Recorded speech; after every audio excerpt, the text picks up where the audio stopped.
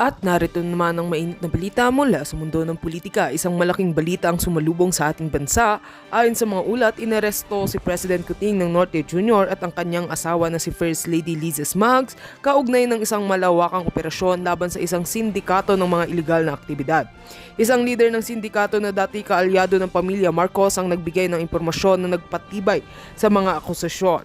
Isang kaguluhan ang naganap sa Malacanang ngayong araw nang makatanggap ng mga otoridad ang warrant of arrest laban kay President Kuting ng Norte Jr. at First Lady Liza Smags.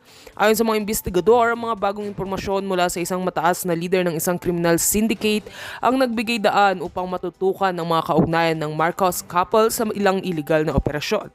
Pinaniniwalaang nagbigay si Beto, isang leader ng sindikato, ng mga dokumento at testimonya na nag-uugnay sa pamilya Marcos sa malawakang operasyon ng iligal na droga at money laundering. Habang nagsasagawa ng operasyon ng mga otoridad, nakuhanan ng kamera ang mga pulis na nagsagawa ng aresto sa Pangulo at sa First Lady sa isang lihim na lokasyon sa Maynila. Ayon sa mga saksing naroroon, tahimik na sumama ang mag-asawa sa mga pulis at hindi na kinakailangan pang magbigay ng laban. Ayon naman sa ilang high-ranking official ng Philippine National Police, ang operasyon ay bahagi ng kanilang masusing pagtugis sa mga matataas na personalidad na kasangkot sa mga sindikato ng droga at iligal na gawain. Samantala, si Beto, ang leader ng sindikato na nagbigay ng impormasyon, ay naaresto kamakailan lang sa isang drug buy-bust sa Caloocan. Ayon sa mga otoridad, naging tapat si Beto sa kanilang mga tanong at inamin na siya at ang mga kasamahan niyang sindikato ay may direktang koneksyon sa mga miyembro ng pamilyang Marcos, partikular sa mga operasyon ng iligal na droga sa Luzon at Visayas. Mayroon ding mga pahayag mula sa mga dating miyembro ng sindikato na nagpakita ng mga financial transactions na may kaugnayan sa mga Marcoses.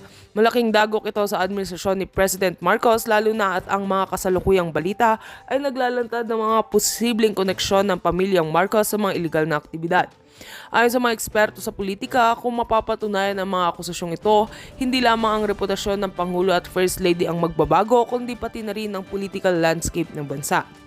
Huwag nating kalimutan na ang Marcos administration ay tumututok sa mga proyektong pampubliko at reforma. Ngunit ang insidenteng ito ay posibleng magdulot ng malawakang epekto sa mga susunod na hakbang ng gobyerno.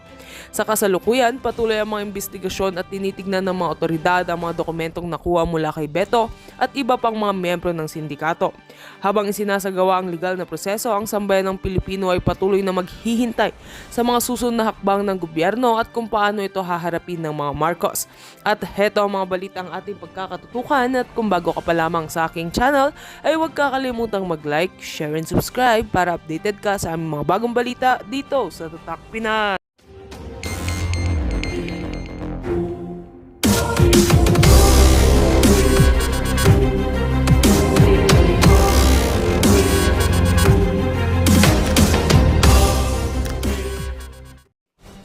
Hindi ito yung confidential informante. Yung Girl Lalo, itong Girl Lalo na beauty queen, Virgo din siya. Okay. Virgo siya. Ang CI o confidential informant yung jowa niya. Tignan ko kung anong horoscope niya. Dali lang Tignan natin. Nag-google silang lahat eh. Kakaloka. Tignan natin kung anong horoscope ng isa. Alright?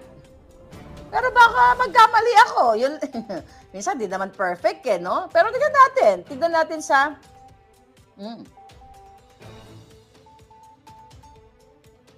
Hindi to siya. Buhay pa to eh. Iba yung nakikita ko. Teka. Okay. Tignan natin. Nako, pero mukhang nandoon siya. Basta yung girl lalo nito, yung dati niyang jowa. Okay. Yung kamag-anak nitong confidential informant, ito another clue. Yung kamag-anak ng confidential informant, yung pangalawa nating confidential informant, nandyan sa paligid ni Kuting. Nasa tabi rin ni Kuting ngayon. Okay, nahulaan nyo na ba? So, okay, di ko nakikita yung kanyang birthday. Diba? Oh. Wait mo na. Hindi ko nakita yung birthday niya, sayang yung oras natin. Hindi si Edu. Okay. Oh my God. Oh my gosh. Ulit daw yung clue. Okay, yung pangalawang confidential informant, asawa ng dating beauty queen. Meron siyang kapangalan na artista din, na sexy. Sexy. Pero baka magkama. Kasi syempre, mga palangga, ito yung mga informante lang sa atin. Mas malinaw tayo kung maririnig natin to bukas sa Senate hearing. Kaya dapat gawin nila ang talagang trabaho nila ni Senator Bato. Ngayon, parang mahilig din yata kumain ng saging. Okay, basta buhay pa. Yung mga binabanggit ng iba, patay na yon, hindi yon. Kaklase niya yon sa Polvoron. Yung patay na kaklase ni Marcos Jr. yon. Natsugi yata yun dahil nasobrahan sa kakasingot. Okay? Okay. Si Dolphy. Hoy! Ikaw Javi siya. Huwag mo isama si si Dolphy nananahimik na yon. Oh, hindi rin si Agamulak. Hindi rin si Melanie Marquez. Okay. Okay, so ganitong eksena pala. So kaya ito palang si Plazo ay talagang inaano niya kinuntsaba niya itong si Director Francia. Okay? Kinuntsaba na niya, huwag magsalita. Kasi pag nagsalita pala talaga yung si Francia at saka si Curioso, kasi si Morales nagsalita na eh. Okay? Talagang matutukoy ng bonggang-bongga. Pero, eto nga yun, the reason why sinasabi ko to sa inyo, kasi kapag hindi bukas, kasi kaabang-abang, kasi may plano, di ba sabi ko sa inyo kagabi, may plano si Lazo na huwag pumunta kasi yun yung strategy nila, na huwag pumunta. Malalaman natin bukas kung pupunta siya o hindi. Kasi pag kaya sinasabi natin sa inyo ahead of time, ang trabaho nila Lisa, kunyari sasabihin ko sa inyo, ay si Lazo hindi yan pupunta. Ngayon sasabihin ni Lisa, hindi pumunta ka para maging fake news si Maharlika. Ganun naman ang style nila eh. Kaya sabi ko, pupunta ba sila? So, hindi. Isa sa strategy nila na huwag pumunta. So, yan ang aabangan natin. At pukpukin natin si Senator Bato at ang mga senador. Di ba si Senator Bato, given na yan, siya nga nag-open ito eh. Pupukpukin natin yung mga senador, okay, na mga binanggit natin, si Pia Cayetano, si Ontiveros, si Legarda, si Coco Pimentel, si Robin Padilla, si Senator Bongo, si Ejercito Estrada, si JV, si Estrada, sino? Yung isa si Jinggoy, tapos yung isa si, yun na yun. Pupukpukin natin sila kasi ito ay usapin ng taong bayan na hanggang ngayon pinamumunuan tayo ng bangag-bangag. Sinungaling ang gobyernong ito na imagine ninyo. Yung una ko nilabas, sinasabi nila AI, Artificial Intelligence Generated. Di ba? Ang daming pakalat. Yung iba sumakay pa, "Hoy, Maharlika, fake news, naninini, dadadada, mga giatay." Pero, nung lumabas na si Morales, yung iba, okay na lang din yung sumakay na, gano'n, okay pala, totoo ba? And that's good. Sana wag lang kayo sumakay. Sana you are acting because you love your country. Hindi ko to pinagmamalaki. Ako, alam niyo naman, nasa Jamaica ako. Kung ako'y wala akong pakialam sa lupang sinilangan ko, at katulad ako ng ibang mga, dyan na nga sa Pilipinas, pagkonyo, I'm from LA, mga biga-biga na ganon. Nasa sariling bayan, katulad ni Lisa, very New York, at ang anak na daw, very Briton, very British. Nakita nyo, si Lisa Tanas, yung kidnapper, very New York. Yung anak niya, very British.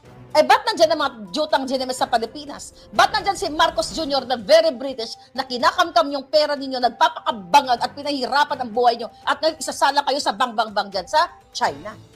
Sige nga, very Briton pala sila, very New Yorker pala sila, very New York. Bakit nandyan dyan mga hinayupak na yan? Bakit inuubos nila ang pera ninyo? Bakit nagpapatalo sila ng loan better maya-maya?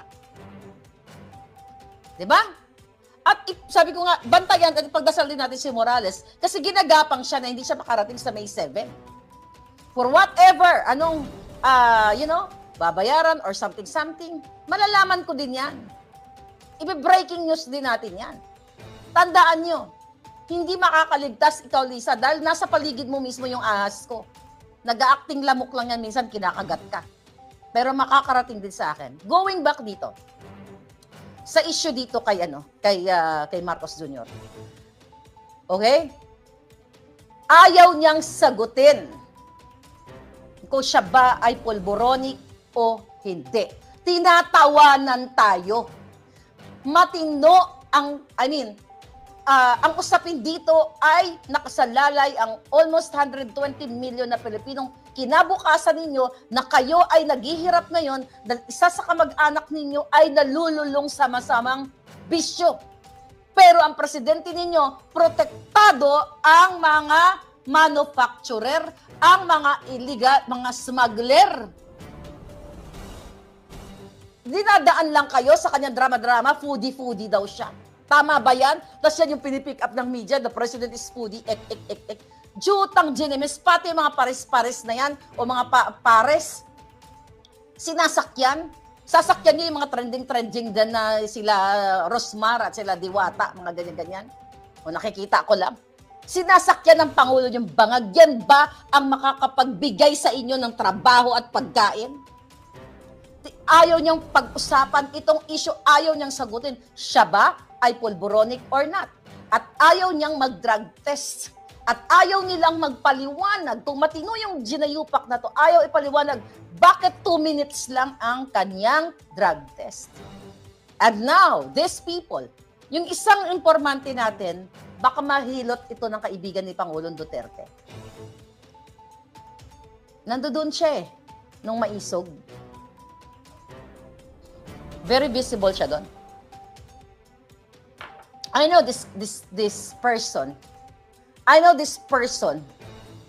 Baka pwede niyang himukin yung kakilala, yung close niya.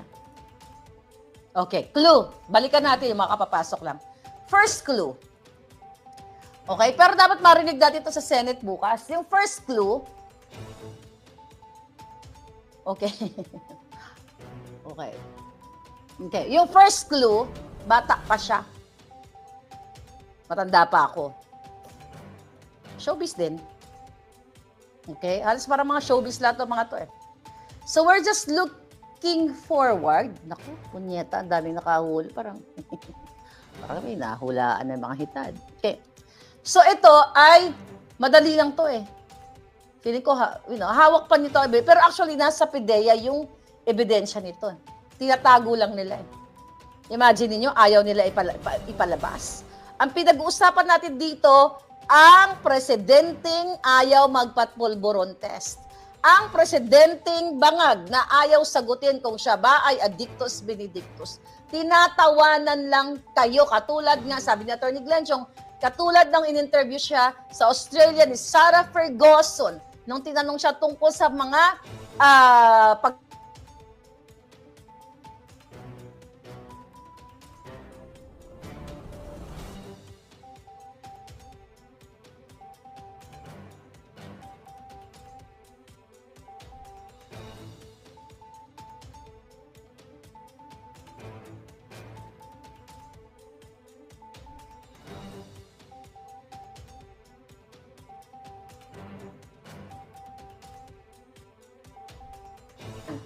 pinuputol na tayo. Believe me. Ang taas-taas. Naready ba ako? Okay? Yes. Buhay pa ba ako? Nawala. Okay, nagurgur na ako. Can you comment? Can you comment? Okay na? Okay na? Okay. Okay na? Oh my God. Okay na ba mga palangga? Okay na. Okay, go na raw. Okay na raw sabi ni low budget. Okay. Ginorgor. Ang taas ang signal ko. Okay. Ngayon, first clue. Naku. Yung iba parang nahulaan. Nakakatakot kayo. Parang nahulaan. Pero hindi ko natin babanggitin yung pangalan kasi ayokong pangunahan. Ayokong pangunahan si Corioso. Ayokong pangunahan si Director Francia. At ayoko rin pangunahan si Morales. Kasi alam nila to. Okay? Alam nila to. Ano ba yung goal natin? Ano ba yung game dito? Ang game dito, ang ating ang game ni Marcos Jr. linlangin kayo. Okay? Bubudulin kayo. Pero, mga palangga, buhay na buhay pa.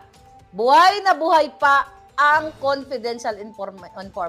At yung second confidential informant ay naging asset ni Jojo Paner. Certain Jojo Paner at ni Morales. I hope, sana nga ma-interview natin si Mr. Morales, ano?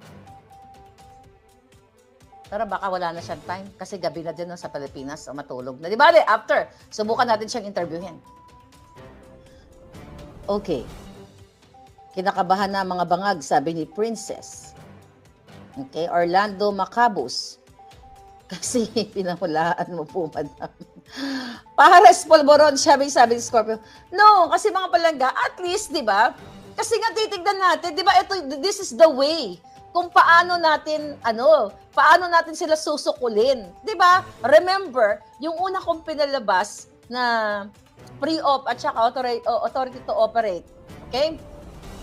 Tinakpan ko, di ba? Strategy yun. Okay? Strategy yun, tinakpan ko yung pangalan ni Morales para hindi nila basagin muna yung imagine nyo kung bakit, tingnan mo ang tanga ni Lalaso, di ba? Nung tinakpan ko yon, hindi nila matira-tira si Morales. Pero they know na si Morales yung agent kasi nakita nila yun eh. Tinakpan ko, hindi nila matira-tira yon mga kababayan. Kasi nga, pag tinira nila si Morales, ika-character assassinate nila na nakatakatan pangalan, magbumukha silang tanga. Okay? Na ibig sabihin, alam nila, tinakpan ko na nga yung, tinakpan natin yung pangalan, di ba? So bakit sila mag-i-defend o sisirain nila si Morales? Hindi nila masira-sira, kaya galit na galit sa akin, hindi sa itong mga ginayupak na ito. Okay? Ngayon, nung bago lumabas si Morales, ang sinasabi nila AI generated. Pero sa Senate, si Senator Bato ay convinced sa statement ni Morales. Kasi, you know what, kapag ikaw ay first hand, ikaw ay nakarinig ikaw ang sumulat, siya nga daw ang tumipa, first hand information, siya ang nag-gather ng information. Nagtestimonya, itong si confidential informant, yung isa sa dalawa sila, nanunumpa sila doon, na ito, nakita nila. So, it turned to sworn statement. Diba? Doon sa sinasabi ni Morales, sa interview ko, at before sa interview, after ng interview niya, at doon sa Senate, very spontaneous, walang garalgal. Diba? Walang, hindi gumaganon-ganon, katulad ni Francia na binubulungan pa. Yan ako, nanonood kayo ng mga live, mga hearing, o naka-attend na kayo sa mga hearing sa buhay ninyo, or dyan sa mga show dyan sa Netflix o saan man. Ang taong nagsasabi ng totoo, mabilis lang sumagot kung nasa iyo ang katotohanan kasi maaalala mo yung facts.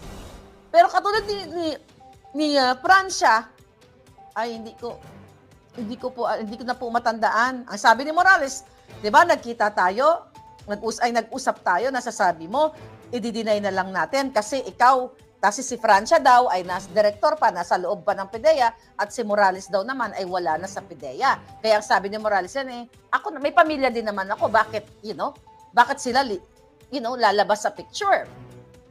Tapos nakita nyo kung paano magsinungaling si Francia.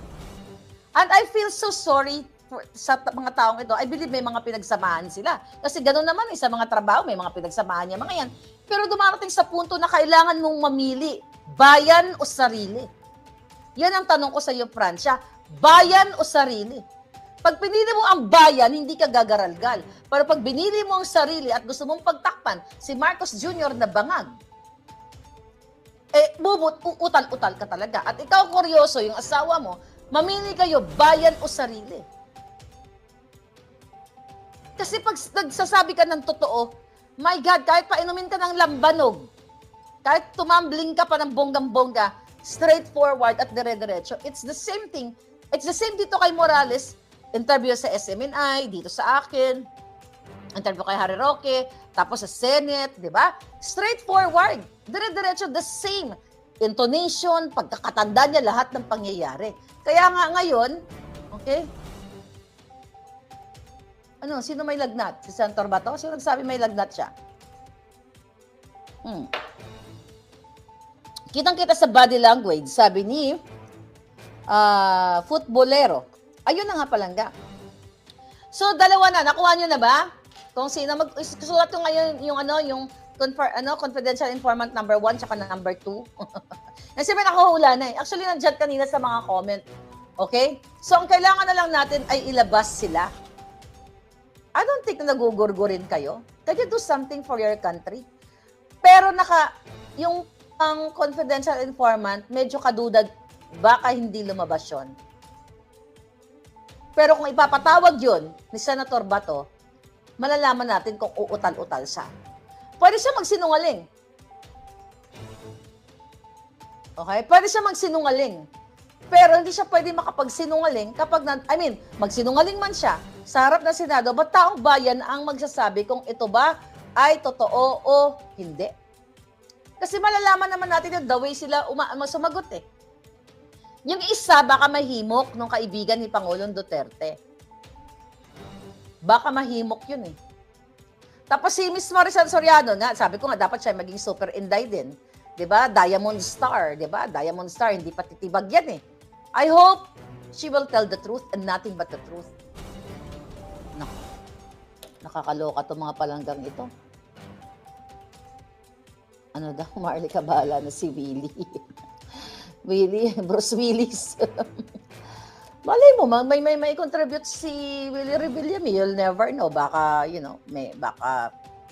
baka may siya, may personal knowledge. You'll never know. Kasi the fact na may nag-comment lang. Kasi the fact na siya ay nasa Maisog, I think, hindi siya, against siya dito sa bangag na bangag at pulburon video na ito, no? Okay. Ma'am, have you read the article November 16 at the Espinosa list? Baka, pero nakalimutan ko na din. So, ano ba yun? Pero actually, itong pangalawang informante natin, may nakabangga siya na kongresista. Parang gusto ko na ibigay sa inyo. Itong pangalawang informante, may nakabangga siya.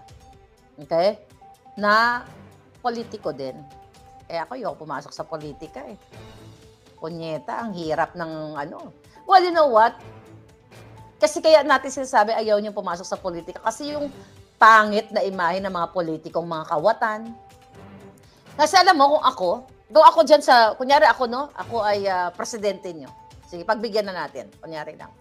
The moment na pag-upo ko, pa-imbestigahan ko lahat ng hahalongkatin ko ang kanilang mga nakaw na yaman.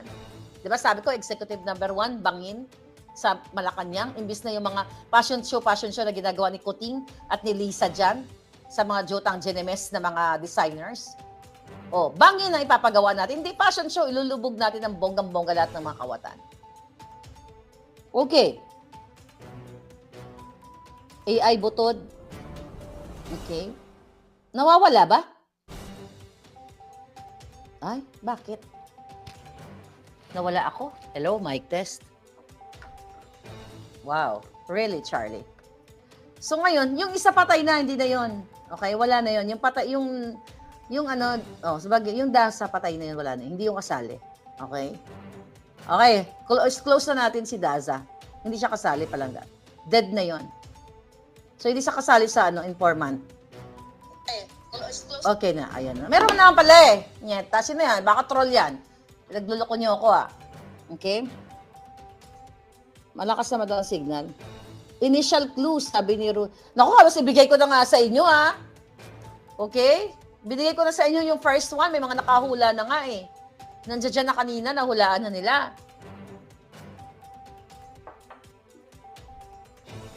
Okay, so ngayon, anong susunod na mangyari ngayon?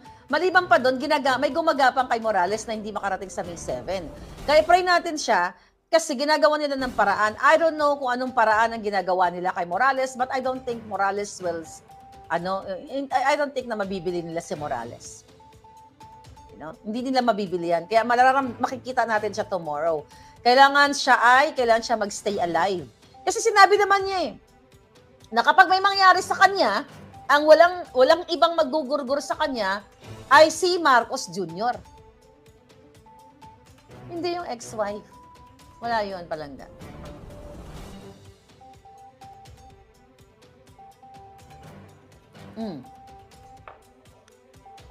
Ay, nako, hindi yun. Okay, wala yun. Kalokohan kayo, wala yun. Okay. I hope, mga kababayan, sabi ko nga, ginagago tayo ni Marcos Jr. Yung mga kongresista, nagpapapress con para pagtakpan yung kanilang bangag na prinsipal.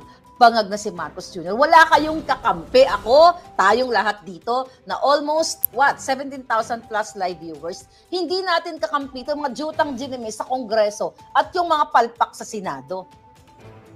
Kasi sila dapat ay tumutulong sa atin na imbestigahan ito. Dapat ipatawag nila si Morales kasi inaatake nila ng inatake si Morales character assassination. Sabi nga ni Atty. Glenchong, Mr. Morales, dapat sumulat ka sa kanila. Panoorin mo nakaraang vlog namin.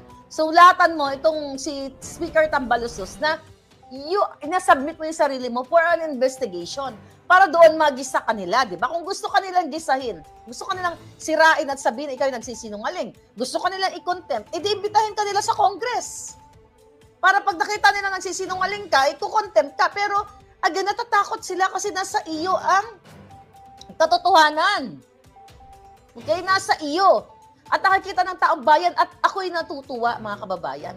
Kahit paano tayo binubusalan, pinipigil itong mga maisog rally, 'di ba? The more na binubusalan tayo, the more na nagsusumiklab, the more na nag-aaklas yung ating mga damdamin. Kasi gusto tayong harasin ng gobyernong ito. Tamna ng mga kaso na kung ano-ano. Sindakin, tanggalin sa trabaho, katulad ng mga PIDEA. Pinagbibintangan ngayon. Actually, ito, ang daming expose, mga palangga. I wish I can do one at, isang araw, oras-oras, but I can't. Ngayon, si Lasso, praning na. Yung mga PIDEA agent, di ba sabi ko sa inyo, anong ginagawa niya? Gusto niyang what? Tinitignan yung mga telepono.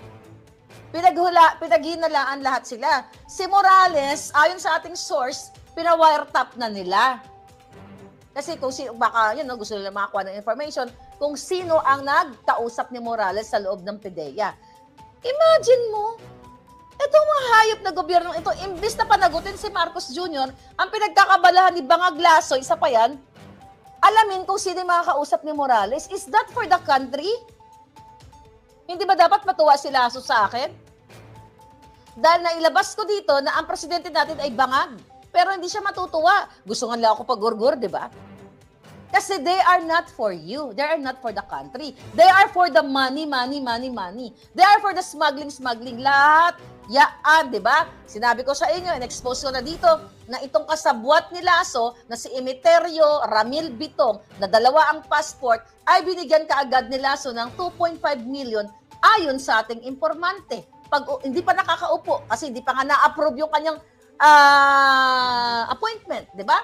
Hindi nga na siya na-approve ng Civil Service Commission. Pero mayroon na kaagad 2.5 million kasi nagdrama-drama daw, walang mga gamit. Kung paano lapastanganin ang inyong mga karapatan, ang inyong pera?